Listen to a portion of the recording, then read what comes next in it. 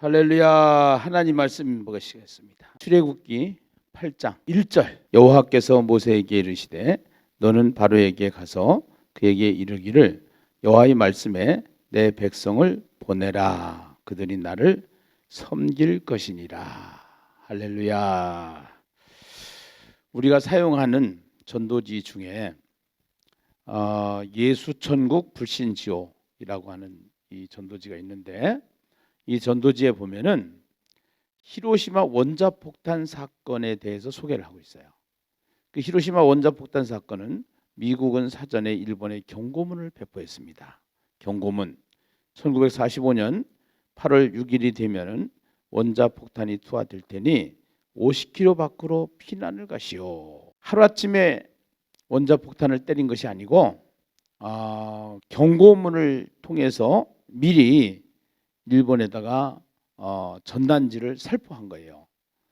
그런데 이 경고문을 듣고서 본 극소수의 사람들은 피난을 갔는데, 결국 이 경고문을 보고도 미국 사람들이 거짓말이다 라고 생각을 하면서 피난을 가지 않았던 30만 명이 있었어요. 30만 명. 그 30만 명은 3초 만에 다 죽고 말았어요. 오늘 우리가 이 세상을 살아가면서 하나님께서는 지금도 이 성경을 통해서 계속 우리에게 경고문을 주시는 거예요. 사실은. 그래서 이 세상이 어떻게 될 것이다 하는 경고문. 그래서 이렇게 살아야 된다. 또 인생은 죽음으로 끝이 아니다. 죽음 이후에는 천국과 지옥이 있다.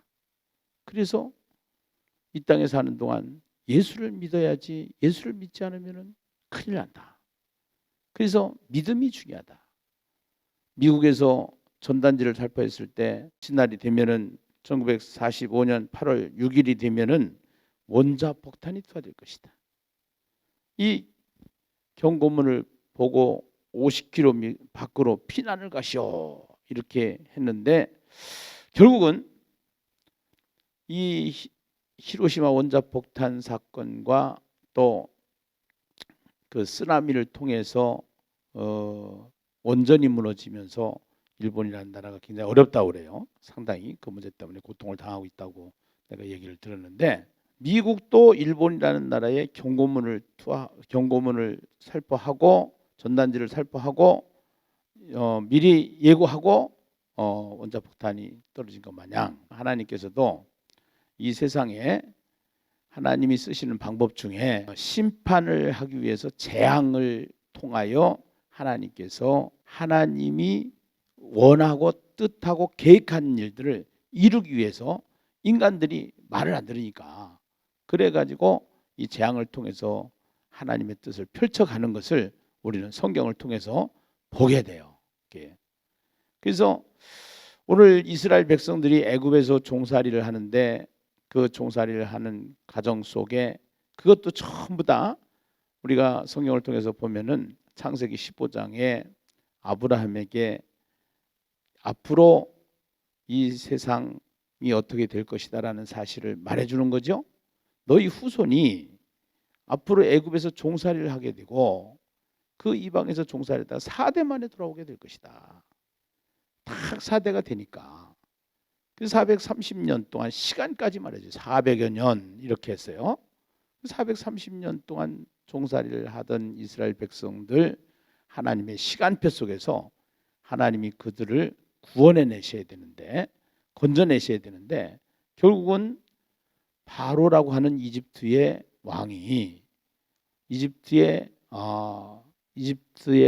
제국을 다스리는 자가 결국은 이스라엘 백성을 놓지 않는단 말이에요. 그러니까 하나님이 어떻게 해요? 심판을 하신단 말이에요. 재앙을 통해서. 그 재앙이 10가지 재앙이란 말이에요.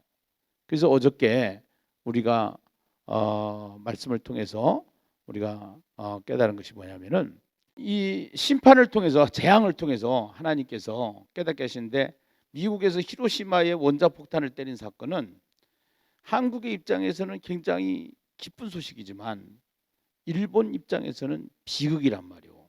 사실은. 그래서 이 예수를 믿는 사람 입장에서는 이 심판을 통해서 위로가 오지만 결국은 예수를 믿지 않은 사람 입장에서는 재앙이 오는 거예요. 해가지고. 그래서 우리가 이스라엘 백성들이 애굽에서 종살이를 하는데 하나님의 시간표 속에서 이스라엘 백성이 해방이 돼야 되는데 해방을 안 시켜주는 거예요. 누가 안 시켜주냐? 바로가 안 시켜주는 거예요. 그래서 우리는 이 세상을 살아가면서 굉장히 중요한 두 단어가 있어요. 그 두 단어가 뭐냐면 하나는 인본주의고 하나는 신본주의예요. 신본주의는 하나님이 왕이 되시고 하나님이 하시는 거예요. 그래서 하나님이 하시는 일을 앞에 지팡이 사건을 통해서 뱀이 되게 하고 그 뱀이 다시 지팡이가 되게 하는 그 사건을 우리가 보게 되는데 이 지팡이 사건을 통해서 아론의 지팡이가 있고 요술사의 지팡이가 있는데 그 아론의 지팡이가 요술사의 지팡이를 잡아먹음으로 말미암아 삼켜버림으로 말미암아 결국은 인본주의가 이기는 것이 아니라 신본주의가 이긴다는 사실을 우리에게 알려주시고 계시는 거예요. 사람의 뜻대로 되는 게 아니다. 하나님의 계획대로 되는 것이다. 그 다음에 마지막으로도 이스라엘 백성들이 애굽에서 이제는 출발을 해가지고 탈출을 하게 되는데 마지막에 큰 홍해바다 사건이 일어나는 거예요. 이 홍해바다 사건을 통해서 애국 군대가 결국은 물속에 수장이 되고 이스라엘 백성은 거기서 출애굽해서 해방되어지는 사건을 보여주면서 결국은 이 속에서 바로라고 하는 인본주의와 모세를 붙잡고 하나님이 하시는 모세와 아론을 붙잡고 하나님이 하시는 신본주의의 싸움에서 결국은 신본주의가 승리한다는 사실을 성경을 통해서 우리에게 보여주시는 것이죠. 그렇기 때문에 모세와 아론의 사명은 뭐냐면 하나님이 말씀하신 대로만 하라는 거야. 하나님이 명령하신 대로만 하라는 거예요. 그래서 하나님이 명령하신 대로 하면은 네가 하는 게 아니라 하나님이 하신다. 오늘 모세를 통해서 하나님이 하시는 거 마냥 우리를 통해서 하나님이 하신다. 이거를 말씀하시고자 하는 것이 성경을 통해서 10가지 재앙을 통해서 우리에게 말씀하시는 거라는 것이죠. 우리는 성경에 보면은 창세기 4장에 보면은 인간이 쌓은 가인의 문화의 탑이 있어요. 결국은 이 인간이 만들어 놓은 가인의 문화를 이제 무엇을 통해서 전부 다 심판을 받게 돼요? 홍수 심판을 통해서. 노아 홍수 때 홍수 심판을 통해서 물로 싹 완전히 다 제거해 버리잖아요. 네. 인간이 쌓은 문화의 탑이죠. 그 다음에 또 인간이 쌓은 바벨탑이 있단 말이에요. 11장에 보면 그 11장 하나님이 내려가서 자 우리가 내려가서 저 바벨탑을 무너뜨리자 해가지고 바벨탑을 무너뜨리는 장면을 우리는 보게 되는 거예요. 해가지고 그래서 오늘 우리가 정말로 우리는 이 성경을 통해서 어떻게 살아야 될 것인가, 우리가 어떻게 신앙생활을 해야 될 것인가, 이 10가지 재앙을 통해서 하나님이 우리에게 주시고자 하는 하나님의 음성을 듣는 귀를 가지시기를 주님의 이름으로 부탁합니다. 할렐루야.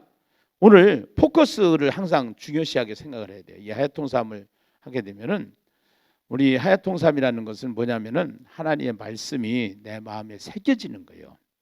그래서 내 마음에 새겨져서 결국은 이 말씀이 내 안에서 살아 움직이는 현재형이 되는 거, 존재가 되는 거. 예. 그래서 그 말씀이 나를 지배하고 가는 거. 그 말씀이 지배하고 가는 것은 성령에 잡혀서 성령께서 나를 사로잡은 상태가 되는 거예요. 그러니까 결국은요, 오늘 우리가 신앙생활 하면서 이 하야통삼을 하나님이 지금 이 시대에 우리에게 주셨는데 이 하야통삼을 통해서 정말로 말씀이 내 안에 계속 그렇게 하기 위해서는 우리가 반복하는 것이 중요하고요. 반복하면서 가장 중요한 것은 하나님의 의도가 뭔지를 알아야 되는 거예요. 사실은 숲을 보고 나무를 봐야 이게 전체를 보는 거지 나무만 몇 개 얘기하면은 전체 숲이 안 보이는 거예요. 그래서 이 전체 숲을 보고 나무를 보게 하는 것이 이 하얗 통삼을 통해서 우리가 하나님의 의도를 보게 되는데, 포커스를 한번 보세요. 포커스 8장 포커스에 보면은 애굽에 내려진 10가지 재앙은 신들에 의해서 보호되고 있다고 생각되는 삶의 영역들에 내려진 하나님의 징계입니다. 이게 중요한 거예요. 10가지 재앙이 피재앙, 개구리 재앙, 이재앙, 파리재앙, 악질, 독종, 우박, 메뚜기, 흑암, 장자, 요 10가지가 뭐냐면은 10가지 재앙, 이 10가지 재앙, 애굽에 내려진 10가지 재앙은 신들, 그러니까 신들에 의해서 보호되고 있다고 생각하는 삶의 영역들에 내려진 하나님의 징계입니다. 하나님은 이집트, 애굽이죠. 이집트 신들의 무능함과 이집트인들이 중요하다고 생각하는, 그래서 신격화한 자연의 일부와 온 세상이 하나님의 주권 아래 있음을 재앙을 통해서 드러내십니다. 하나님은 이집트의 신들의 무능함, 그 이집트 사람들이, 애굽 사람들이 신격화하고 있는 그 신들이 무능하다라는 거, 그리고 신격화한 자연의 일부와 온 세상이 하나님의 주권 아래 있음을 재앙을 통해서 드러내시는 거예요. 신격화한 자연의 일부와 온 세상이 하나님의 주권 속에 있다는 사실을 재앙을 통해서 드러내신다. 이 세상과 세상이 신격화되고 있는 것들, 또는 우리가 하나님처럼 대하는 모든 것들이 단지 피조물일 뿐이며, 또한 모든 하나님의 전능하신 통치 아래 있다는 사실을 기억해야 될 줄로 믿습니다. 할렐루야. 이게 전체 숲이요. 전체 숲. 네. 그 전체 숲을 보고 나무를 보자 이 말이에요.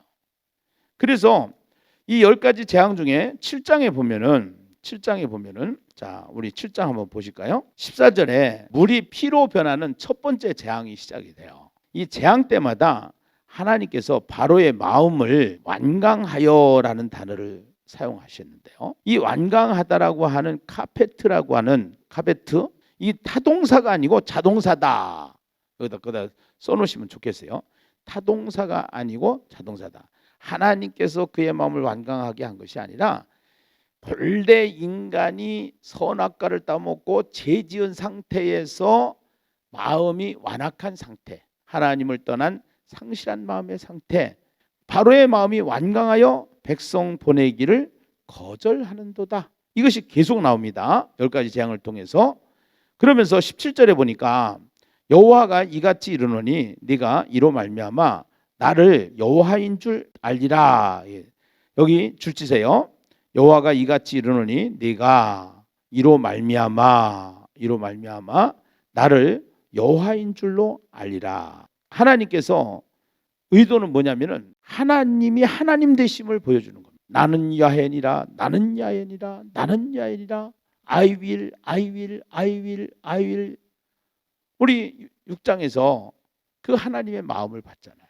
여호와가 이같이 이르노니 네가 이로 말미암아 나를 여호와인 줄 알리라. 볼지어다 내가 내 손의 지팡이로 나일강을 치면, 이제 하나님의 지팡이라고 그랬죠. 이게 내 지팡이로 나일강을 치면 피로 변하고, 치면에다 동그라미 치세요. 치면. 예. 피로 변하고 나일강이 고기가 죽고 그물에서는 악취가 나고, 이 피로 변한다라는 것은 죽는다는 뜻이고, 고기가 이제 죽고라는 것은 생태계가 타격을 받는 것이고, 악취가 난다라는 것은 세상의 모습이 그렇게 된다는 겁니다. 손에 지팡이로 나일강을 치면 그물에서 악취가 나니라. 애굽 사람들이 그 강물 마시기를 싫어하리라 하라. 여호와께서 또 모세에게 이르시되 아론에게 명령하기를 네 지팡이를 잡고 네 팔을 애굽의 물들과 강들과 운하와 묵과 모든 호수 위에 내밀라. 잡고 내밀라. 거기다 동그라미 치세요. 잡고 내밀라. 지팡이로 모세가 치고 아론이 그것을 잡고 내밀면은 결국은 그것들이 피가 되리니, 그것들이 피가 되는 사건이 일어난 거란 말이에요. 나일강을, 그때 당시에 나일강은 큰놈 신이라고 그래가지고 창조의 신, 풍년의 신으로 생각을 한 거예요. 나일강을 그렇게 신격화한 거예요. 그런데 그 나일강의 물이 전부 다 뭐가 됐다고 그랬어요? 피가 됐다고 그랬어요. 그 나일강을 신으로 생각하던 애굽 사람들에게 그 나일강은 지금도 엄청 큽니다. 사실은요. 아프리카에까지 쭉 너무너무나도 긴 그 강이 나일강이란 말이에요. 그 나일강이 신물이 되는 사건이 일어난 거죠. 피가 됐다는 것보다 더 중요한 것이 뭐냐면은 그 피가 되는 과정 속에 어떠한 일이 일어났냐? 모세에게 이르시되 아론에게 명령하기를 내 지팡이를 잡고 그 다음에 호수에 내밀라. 잡고 내밀라. 그렇게 하니까 어떻게 됐어요? 나일강물이 피가 됐어요. 모세와 아론의 사명은 하나님이 명령하신 대로 우리가 할 일은 뭐냐? 명령하신 대로 순종만 하면 된다. 우리가 나일강물을 피로 바꾸는 게 아니에요. 모세가 바꾸는 게 아니에요. 하나님이 하시는데 하나님께서 하시는 일을 우리를 통해서 하신다 이 말이요. 그렇기 때문에 우리가 할 일은 뭐냐? 순종하는 일이다 이 말이요. 일을 행하시는 여호와, 일을 지으신 여호와, 그 여호와가 말씀하시냐? 우리는 어떻게 해야 되냐? 너는 내게 부르짖으라. 내가 네게 응답하겠고 네가 알지 못하는 크고 비밀한 일을. 그래서 부르짖으라. 왜 하나님 앞에 기도해라. 기도는 하나님의 약속의 말씀을 붙잡고 기도하면은 하나님께서 성령을 통해서 하나님이 우리를 통해서 나일강물이 피가 되듯이 하나님께서 우리의 인생을 바꿔주시는 줄로 믿습니다. 할렐루야. 나일강물을 피로 바꾸는 역사, 하나님이 하시는 일을 보게 된다 이 말이에요. 신앙생활은 참 재밌는 것 같아요. 신앙생활은 하나님이 하시는 일을 보는 것이 신앙생활인 것 같아요. 그냥 관람객으로 있으면 안 돼. 우리가 할 일은 뭐냐면은 하나님의 말씀대로 순종하는 거예요. 방위로 내밀면은 나일강물이 피로 변하는 것처럼 오늘 우리가 하나님의 말씀에 순종하는 저와 여러분 다 되시기를 주님의 이름으로 축원합니다. 8장에 넘어오면은 그 개구리가 그 나일강에서 쏟아져 나와 가지고 왕궁과 침실, 왕의 침실까지 완전히 침범하는 상태가 나타나는 장면을 우리에게 보여주죠. 여호와의 말씀에 내 백성을 보내라. 그들이 나를 섬길 것이니라. 내가 만일 보내기를 거절하면 내가 개구리로 너의 온 땅을 치리라. 개구리가 나일강에서 무수히 생기고 올라와서 내 궁과 내 침실과 내 침상 위에 내 신하의 집과 내 백성과 내 화덕과 내 떡받죽 그릇에 들어갈 것이며 개구리가 너와 네 백성과 네 모든 신하에게 기어 오르리라 하셨다 하라. 여기 보면요, 여호와께서 모세에게 이르시되 아론에게 명령하기를 내 지팡이를 잡고에다 동그라미, 네 팔을 강들과 운하들과 모두에 펴서에다 동그라미, 개구리들이 애굽 땅에 올라오게 하라 할지니라. 아론이 애굽 물들 위에 그의 손을 내밀매 개구리가 올라와서 애굽 땅에 덮였다라는 사실, 무엇을 말하고 있어요? 지팡이를 잡고 펴서 내밀매, 이 단어가 굉장히 중요한. 그 결과가 어떻게 됐어요? 개구리가 올라와 가지고 온 땅을 차지하는 역사가 일어난 거예요. 개구리의 모습은 사람인데요, 모습은 사람인데 몸은 개구리예요. 헤케트 신이라고 그래가지고 여자신, 다산신, 이 크놈 신과 헤케트 신은 부부관계로 생각을 한 거예요. 나일강과 개구리는 부부관계로 생각을 한 거예요. 그러한 상황 속에서 나일강의 피가 되게 하고 그 피를 둘러쓴 개구리가 왕실에 완전히 침실까지 궁에까지 와서 완전히 침범하는 그 상태를 그 바로는 보고 있는 것이죠. 그렇게 하면서 오늘 잡고 펴서 내밀매 개구리가 올라와서 애굽 땅을 덮었다라는 것은 우리가 또 하나님이 하라는 대로 하니까 역사가 일어난 겁니다. 그 역사 속에서 인본주의를 가지고 있는 바로는 결국은 하나님이 진짜 신이다라는 사실을 보여주는 겁니다. 그 장면이 이제 그 8절입니다. 8절. 바로가 모세와 아론을 불러요. 바로가 모세와 아론을 불러가지고 여호와께 구하여 나와 내 백성에게서 개구리를 떠나게 하라. 내가 이 백성을 보내리니 그들이 여호와께 제사를 드릴 것이니라.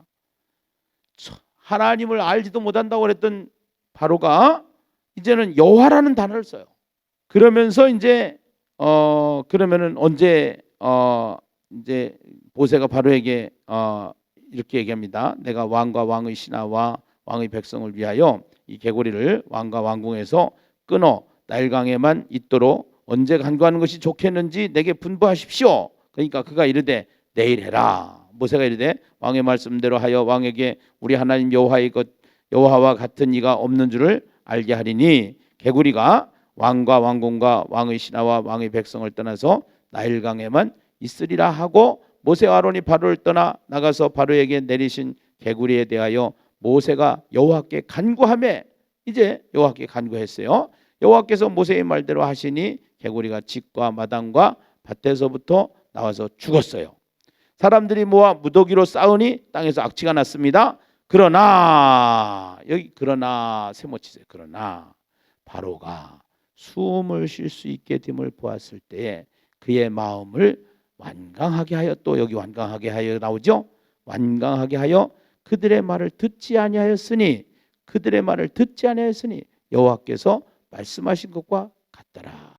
계속 듣지 아니하는 모습을 우리는 보게 되고 결국은 여기서요 계속 큰 기적, 하나님의 큰 사건, 아론의 지팡이와 요술사의 지팡이, 결국은 아론의 지팡이가 요술사의 지팡이를 잡아먹는 장면, 그 다음에 홍해바다가 갈라지고 그 갈라진 홍해바다를 통해서 이스라엘 백성이 출애굽을 하고 뒤따라오던 애국 군대가 홍해바다에 묻히는 사건, 이 큰 사건을 통해서 결국은 누가 이기시느냐? 하나님이 이기시는, 하나님이 승리하신다.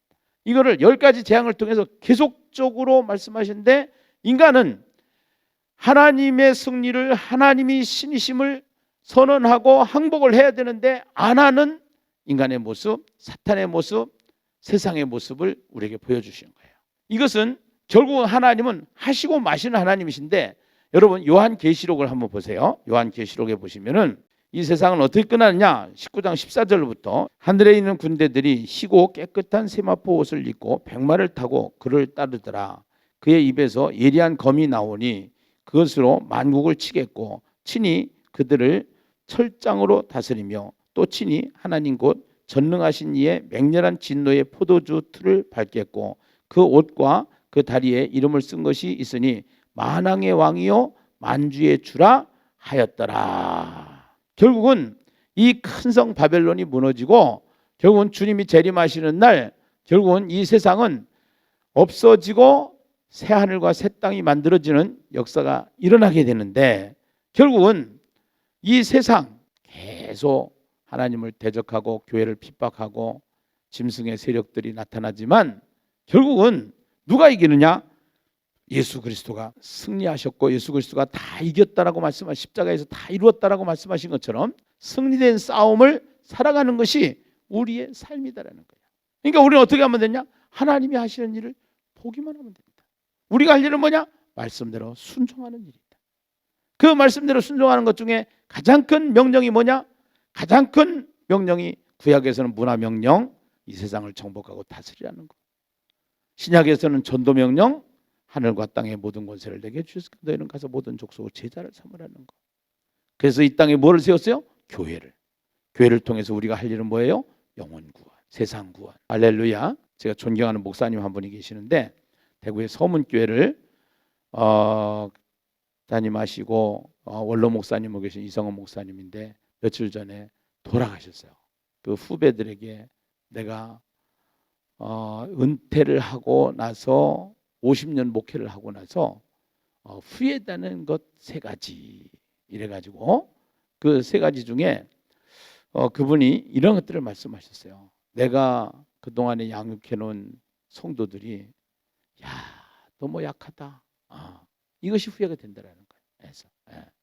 그 다음에 또 하나는 교회가 세상에 정말 해놓은 것이 별로 없구나 하는 것을 후회했다는 거예요.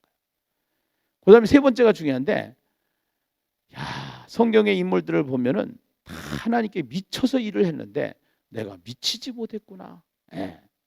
이것을 후회한다는 거예요. 그것을 제가 이렇게 유튜브 영상을 들으면서 정말로 하나님, 저 원로 목사님의 후에 3가지 제가 명심하고 하나님 앞에서 정말로 순종하면서 하나님의 명령대로 살아가는 주의 종이 되기를 원합니다. 하나님께서 후회 없는 목사로서 후회 없는 인생을 살아갈 수 있는 그러한 목사가 되게 하여 주시옵소서 하고서 기도가 저절로 나오더라고. 오늘 하나님께서 우리에게 출애굽기를 통해서 말씀하시는 하나님, 오늘 우리가 해야 될 일은 뭐냐? 해야 될 일은 순종하는 일. 어디에 순종? 하나님 말씀대로. 저와 여러분이 오늘 또 하루를 말씀을 가까이 하면서 이 말씀을 붙잡고 정말로 이 세상에서 섬기는 이 세상 신들, 결국은 다 10가지 재앙을 통해서 초토화되는 이 장면, 그러나 끝까지 포기하지 않는 이 바로 끈질기게 붙잡고 들어지는 바로, 그러나 하나님이 승리하신다고 하는 그 확신 가지고 저와 여러분이 쫄지도 말고 기죽지도 말고 덤벼라, 뭣더라? 잡것더라. 네. 하나님이 우리를 통해서 지금도 일하고 계시고 반드시 우리는 승리하게 되는 줄로 믿습니다. 오늘도 승리의 삶 살아가는 예신교회 되시기를 주님의 이름으로 축원합니다.